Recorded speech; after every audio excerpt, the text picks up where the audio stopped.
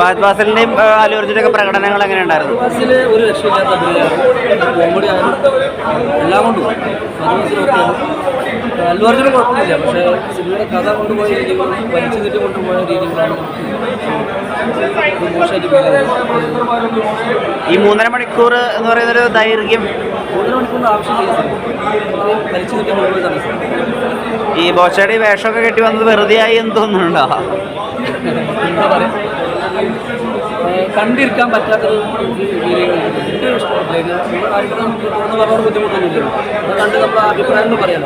ഇതിൻ്റെ പേരിൽ പ്രശ്നങ്ങളുണ്ടാവാൻ വേണ്ടിയിട്ടല്ല. എനിക്ക് ഇഷ്ടപ്പെട്ടില്ല. എന്നെ സംബന്ധിച്ചിടത്തോളം എനിക്ക് ഇഷ്ടപ്പെട്ടില്ല.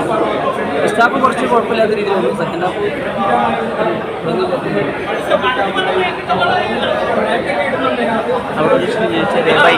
ചോദിക്കാം. ബോളിവുഡിലേക്ക് കടക്കാൻ പോവാണ്. ഒരു എൻട്രി വന്നിട്ടുണ്ട് ഫഹദ്.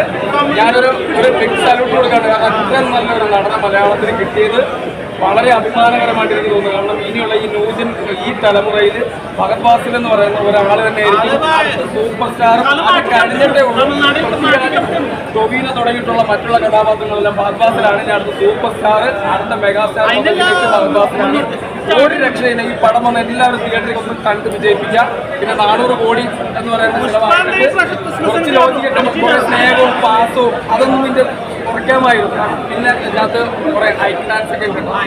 സൂപ്പറാണ്. നമുക്ക് പൈസ മുതലാവും. എന്തായാലും ഉറപ്പാണ്. എല്ലാ പ്രേക്ഷകർക്കും വന്ന് കാണാം. അടിപൊളി ഒരു ഐറ്റം ഡാൻസ് ഉണ്ട്. എല്ലാവരും വന്ന് കാണാനായിട്ട് ഐറ്റം ഡാൻസ് ഉണ്ട്. എല്ലാവർക്കും ചെറുപ്പക്കാർക്ക് ഭയങ്കരമായിട്ട് ഇഷ്ടപ്പെടുന്ന സിനിമയായിരിക്കും.